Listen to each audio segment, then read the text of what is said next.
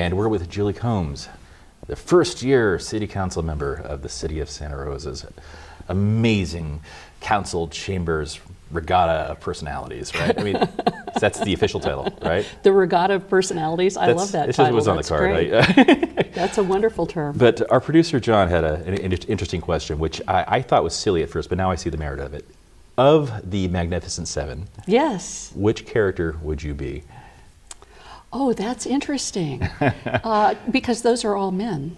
Right. Good point. So, and that's often an interesting bind for women leaders, is how to be female and represent female and universal issues without being becoming too masculine. Right. You know, in the movie, I like the James Coburn character. Yeah, he's pretty cool, actually. So he's pretty cool. Yeah, he'd be the one. You know, that'd be good. Yeah. Good. Okay, now we know. Now that's out there, I think we can conclude this interview. Okay. Now you have to wonder what that means. We'll come back to that. I would love to know what the others have selected. I mean, Yul Brynner's the leader, but I didn't want to be, you know, bald and bossy, so. that was by Sake, as it turns out. Right? I mean, these are self-selecting. Yes, I understand. They don't reflect reality. I understand. But so Coburn seemed to me to be the most zen. I really like the Kurosawa film. the original, the yes. Seven Samurai. Right. Yeah, that was a fabulous film. So. If they remake it, and they will, yes. Perhaps they'll do what they did with Ghostbusters and have an all-female Wouldn't cast. that be good? That would be lovely. So I haven't seen the Ghostbusters yet. It's not out yet. I've only seen previews. Okay. You know, It's going to be amazing. It's going to be amazing. But let's talk about your first year on the council. Has it been my amazing? first term. First term, sorry. It's yeah, okay. Big difference. Yes, Good point. it's been a couple of years now. It's been almost 3 now. Yes. Yeah. It goes fast. So tell me, what's that like, your first term? It is the way it is because I haven't experienced the second term yet, but I'm looking forward to it. Is it what you expected it to be? Did you think? It's a lot more work. Okay. It's a lot more reading. The depth of, I thought I knew something about city council. I thought I knew something about how the city ran and functioned. I had gone to council meetings for a full year prior to serving, so I thought I understood something about it. There is so much that goes on in this city that council is involved in. Interesting. That we don't see. Okay. Well, you'd see it if you were doing that or this or this other thing, but you don't realize the full scope of it. Okay. So we're looking at streetlights, which we just started turning the streetlights back on. We're going to be finished in July. But at the same time, we're looking at homeless issues and where does a homeless person take a shower? So you get a real gamut of issues and concerns in the community. Somebody calls you and they're concerned about their water bill, and somebody else calls you and they want the tennis lights back on the tennis courts. Right. So you find out as a council member a lot about the city and how it functions. Has your opinion of the city changed? In many ways, I've grown in my appreciation of city staff. Interesting. Staff work hard. Yeah. I don't always agree with their policy opinions, but they're genuinely concerned about serving residents of Santa Rosa, and that's been a pleasure to find out. What about the culture of Santa Rosa? You've got to know Santa Rosa from a different perspective. Well, we've had a cultural shift because we've brought in a new city manager, and I'm really excited about our new city manager. I think he's fabulous. I was obviously involved in his selection. Yeah. And I think we've made an excellent choice. And he's very involved also in changing the culture of the city. People had been sort of batten down the hatches, protect yourself. We're under siege, if you want to go to the samurai film. Yeah, but there's definitely a sort of defensive posture. A defensive posture because of the severe financial situation that came in like 2008. Well, it's hard to remember that's been 8 years. And it's time to stop doing that now. It's time to open the doors and bring in fresh air and reach out and engage our community more fully and make some progress. And one of the things I like about this council as a team with all those different curious personalities is that we all seem very interested in moving forward for things like open government, transparency, helping the homeless has been a council goal. It's the first council that's ever taken some of these issues on. So I'm really pleased with the progress that we're making and with my ability to feel like I can make a change. Yeah, and you guys are. Yes, we are. With the looming second term. Yes, we're hoping. Yes, I'm sure you'll yes. get. What are you going to continue? What have you not finished this term that you really want to take over the next one? Oh well, the homeless issue is a difficult issue, and we have a long way to go with it. We have spent a year really studying steps that we can take, and just like 2 or 3 council meetings ago, we voted unanimously on 6 different items. And to be honest, if you had asked me 3 years ago if we would have a unanimous vote on those items, I would never have believed they'd have passed, much less that we unanimously move them forward. So for our viewers out there, do you guys operate like the Supreme Court? Do you guys huddle, kind of decide what you're going to vote on before you vote? Or? Everything has to be in public. Okay. So unlike the Supreme Court that can go into chambers and have conversations and argue in private, we cannot.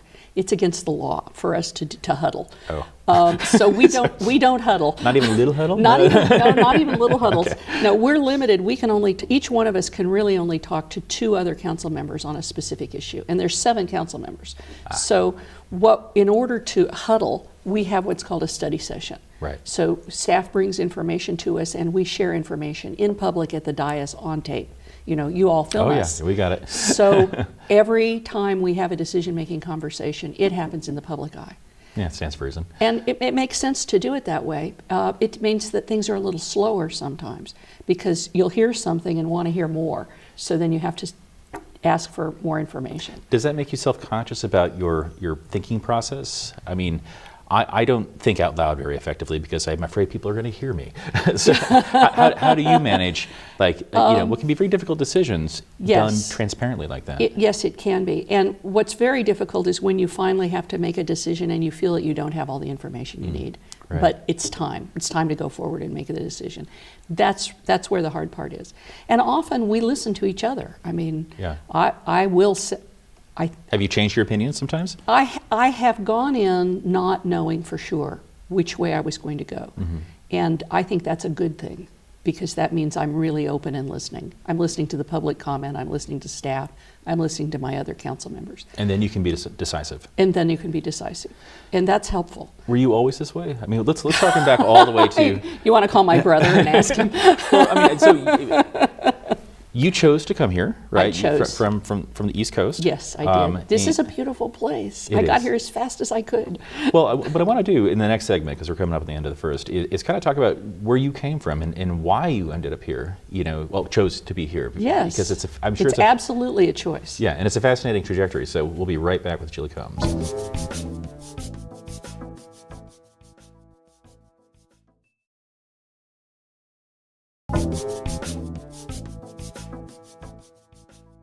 And we're back with City Council member Julie Combs of our fine fair city of Santa Rosa. We kind of tipped off in the last segment where we might be going in this, which is like we say in Hollywood, your origin mythology. Right? Okay. You became a superhero at some point. Yes. And my superpower is persistence. Well, let's talk about that persistence. When you first arrived in Santa Rosa, you set up shop rather quickly in Bennett Valley, creating a neighborhood association. Yes. What compelled you to do that? Well, we didn't have one. I actually approached a nearby neighborhood association and asked if they would stretch their boundaries into where my neighborhood was. Well, why did you think you needed one? I think it's really important to have neighborhood associations, and I hope everybody who hears this goes out and makes one right away. We depend on our neighbors. We're especially going to depend on them in emergencies. Right. So being prepared for an emergency means knowing who in your neighborhood has a generator, knowing who in your neighborhood has a degree, can do nursing, knowing who in your neighborhood has construction tools so they can help get a large object off somebody else. Right. Knowing who in your neighborhood will need help evacuating their home. Who's the best guy to call in case of a zombie apocalypse? That's right. That happens. You've got it. Did you have this feeling though, were you South Carolina? North Carolina. North Carolina. North Carolina. Not, I used to South be proud of it. Right. But I mean, did you always have this sort of civic spirit like that? Yes, I think so. I think it's Yeah. always been important to me that neighbors knew each other. Yeah. And you don't have power in a community if you don't have neighbors that talk to each other. And unity, I think. That's right. You know, one of the ways neighbors take care of each other is to maintain their property. And if you have a strong neighborhood spirit, those are the neighborhoods you see where people decorate at holidays, right. where the kids play in the street, where there's a basketball game going on or a stickball or something in the street. Those are the neighborhoods where kids are looked out for by more than just their parents. It's the village at that point. It's the village. Right. And those are the places where you have a corner shop, where you can walk to your grocery, where you can get your hardware, and the person in the hardware store knows what you're doing. You know, that's a sort of Mayberry RFD kind of North Carolina thing. Right? And I like that. I've certainly experienced that myself in Petaluma and in Sonoma. Santa Rosa is so much bigger, though. That's right, almost 200,000 people now. I mean, that's a big city, and that's why neighborhoods become even more important. Okay. As the city gets bigger, you can't have what you thought you had citywide because you're not going to know everybody. Your kids aren't going to know everybody, but you can have it in your neighborhood. So you think that's like the base unit of the our base unit of a bigger city is well, there's the family and then there's the neighborhood, right? And it's important to have a good, safe neighborhood. And one of the things that happened to me in the course of looking at my neighborhood was I discovered this stretch of property that was vacant, that was supposed to be a highway overpass with a bridge over the local park.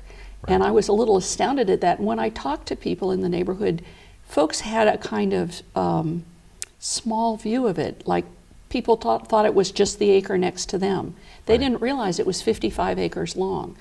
And I had gone and looked at the maps and sort of with a different eye said, why aren't we organizing to make this a greenway? To preserve that. To preserve the whole area.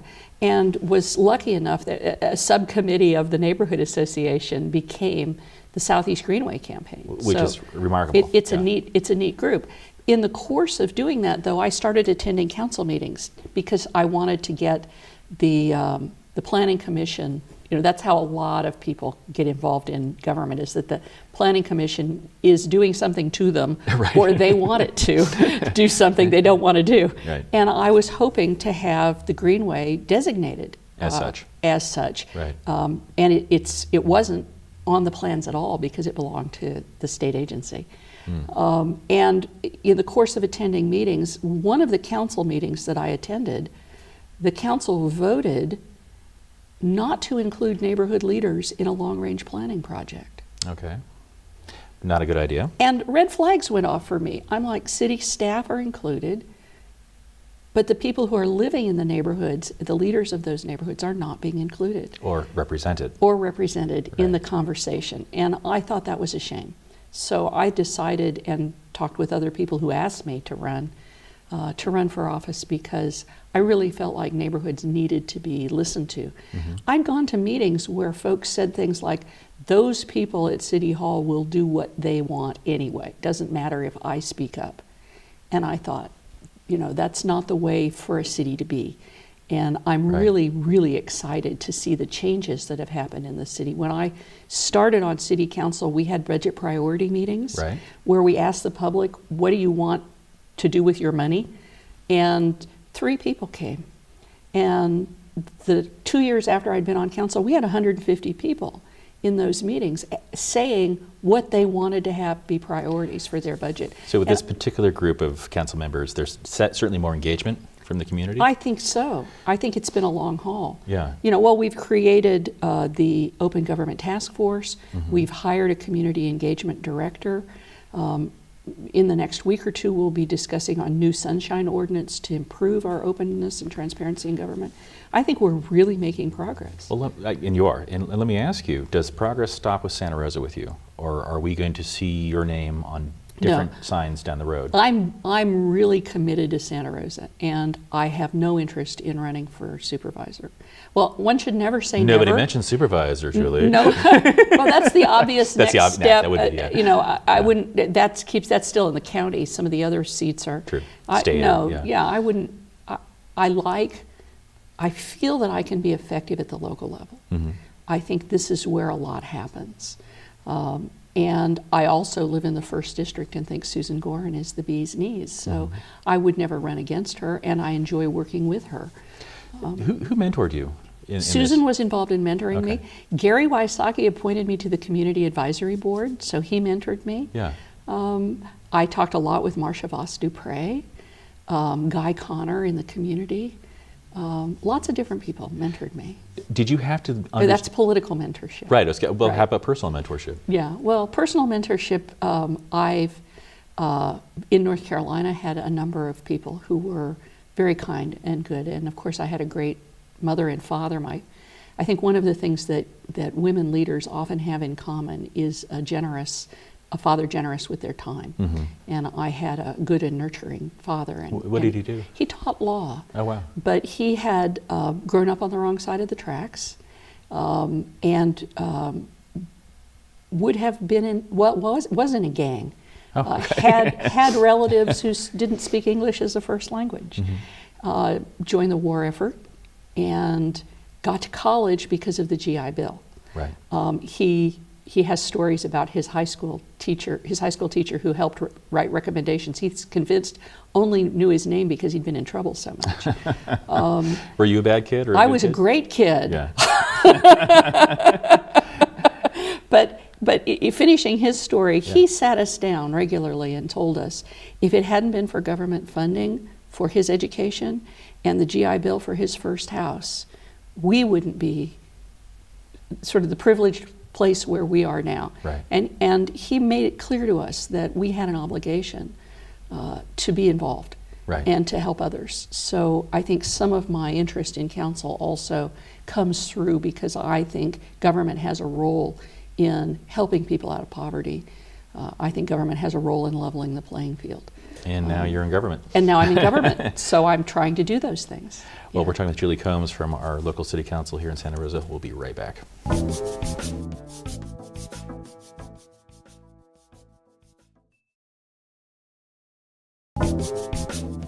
And we're back with Julie Combs, our local city council member of the city of Santa Rosa.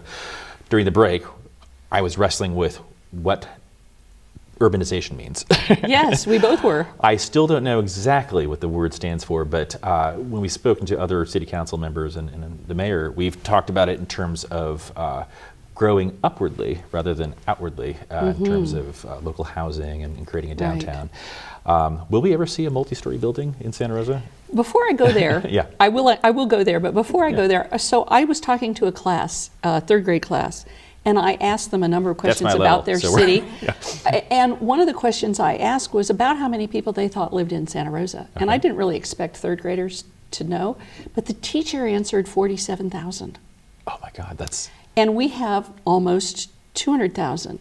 So a lot of people who've lived here a long time and grown up here remember the 60s and 70s when they were learning about Santa Rosa and remember the number of people then. And so the transition that a lot of people in their current lives are making is from a small farm town of 40 or 50,000 to an urban center of 200,000 or more. We are the 5th largest city in the Bay Area. We're a big city now. So we've become urban. Right. Whether we like it or not. But we have within our boundaries, I mean, we're almost in terms of square miles, the same size as the peninsula of San Francisco. Right. So when we have to repair roads, we're repairing a lot of miles of roads with a lot fewer people to pay for it. So we're gonna need to see up sometime. Yeah, I mean, well, the thing about urban spaces is that they're often dense spaces. Dense spaces, that's right. And we're pretty sprawly right now. We're sprawly right now, but we do have an urban growth boundary, which I'm proud of us. Which is great. We have a great community support for that growth boundary. That means all significant growth takes place within the city limits. Which can only to go protect. up. Right. And at some point, I mean, was it Will Rogers who used to say, buy land, they're not making any more of it? Right, right. Okay, I may have misattributed it, but so we've got lands designated to handle enough residents as are projected for our growth. We have the capacity to do it, but it's better if we do it in the downtown. It's better if we do it along Sebastopol Road or areas where there's good transportation services, areas where there's a grocery store, areas, we need to think about how we're going to build out our city. And we're approaching the general plan process. 4 stories, we're going to see it. Yeah, okay. I mean, we already have, Tupper Tower, the one over, what's it really called? I have no idea. Bethlehem Tower, Right. I think. That's probably too big for us. You think that's too high? That's Okay. that's probably too high for our city. But we're going to need to go to 4 stories. And what do you think is going to happen with the smart train? How is that going to change the culture here? Yeah, that worries me. I want to make sure we have a smart train bringing things to our city and not a smart drain taking things away from our city. You heard it here first, smart drain. I don't want the smart drain taking things from the city. Because that would be... From our city to the big city. So, yeah, that's the fear. Right. Fortunately, that train stops in Larkspur. So yeah, but there's ferries. yeah, and eventually it'll connect somehow. And we do want that commute to the city to be easier, and we want the commute from the city to be easier. But we need to be the charming, self-contained city that people want to come visit, Right. Rather than the city that is a bedroom community for San Francisco and places in Marin. So is there a hope that Santa Rosa becomes sort of an urban center, like becomes its own San Francisco? We are already an urban center. Fair enough. There's kind of a diamond shape if you look at the Bay, where you have San Jose, San Francisco, Oakland, and Santa Rosa. Okay. And they've developed transport down there, and we, because of the Bay, being in the North Bay, haven't got that kind of transportation network. But we're already serving the role of the hub at the north. So you think once that connective tissue actually occurs, where we have a direct link to San Francisco, that we're going to see in sort of an explosion of urban style activity? Is Facebook going to start? I'm not hoping for explosions. Okay. Okay. my words, not yours. Yes. But do you think the character of the city is going to change? We have a fabulous arts community here. We have a creative community here. We have an agricultural base here. One of the things I loved about Santa Rosa that made me pick it as a place I really wanted to live was because we had that diversity. And so it's going to be critical for us to maintain the level of economic diversity and cultural diversity that we have here. And I hope that the train enhances that and doesn't diminish it. And I think we have a job as a council and as a community to make sure that that's what happens. I think you can do that. I think we're going to see an influx of people from Cloverdale all the time, because that's the terminus of the Yes. line. Why, I have no idea, but Cloverdale is going to be awesome. Yes. Right? Yes. But are you guys actively courting or seeking industries that can support the general plan and for growth to Yes. bring talent here rather than losing it? Absolutely. Okay. Absolutely we are. And But how do you do that? I mean, well, there's an industry that is relatively newly legal, and that industry has tremendous opportunity, and we're very well placed in relation to other counties to the north of us, Right. and in relation to the markets to the south of us. and agriculturally as well. And agriculturally, we are incredibly well placed to embrace this industry. And the cannabis industry also has the ability to have a lot of different kinds of jobs. Right. It has labor level jobs. It has manufacturing jobs. Testing labs are going to be needed to assure the quality of the product. And the I know a state has guy. required. I know a guy. The state has started licensing, and they have a set of licenses that specify manufacturing license, testing laboratory license, distribution licenses. We could have the center for great testing and manufacturing here, and have everything from labor, blue-collar jobs, what I call bright-collar jobs, the smart, educated, scientific folks. We have the full gamut of employable people here. We have the spaces here, and we have the right location. That's an industry that, like the wine industry, could take off and really facilitate the development the creative development in our region as well. I think it's a fascinating idea. What do you think might be in the way of that? I mean, in terms of buy-in from the city in general. I think people have anxiety about crime associated. Right.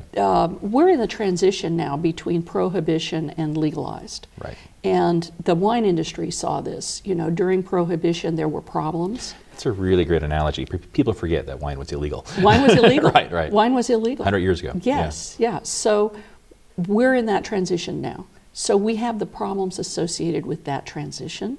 But I think with the state embracing licensing, and with we recently made zoning changes so that light industrial sites could be used. And we have designated zoned light industrial sites. We've been saving them for the right industry so that we could have good living wage level jobs. And you think this is the industry? Well, this is one of them. Okay. I don't want to be a one industry town. Right. Right, no, it's wise not to be. Right, Yeah. it's smart to be diversified. It's more resilient to be diversified. And the most industry growing in our town right now are 1 and 2 person businesses created by Latina women. Interesting. So that's where our growth in employment is right now. Wow. It is small businesses created by Latinas. So, you know, we're doing well in ensuring that the really hyper small entrepreneurs are recognized. We've got a lot we can do there. But it doesn't hurt to have some larger industry involvement as well. Obviously, at some point, Big Pharma is going to look at cannabis, and we want to make sure that the rules we pass support our local businesses. And I think we can do that as well, and that will also ensure employment. Marvelous.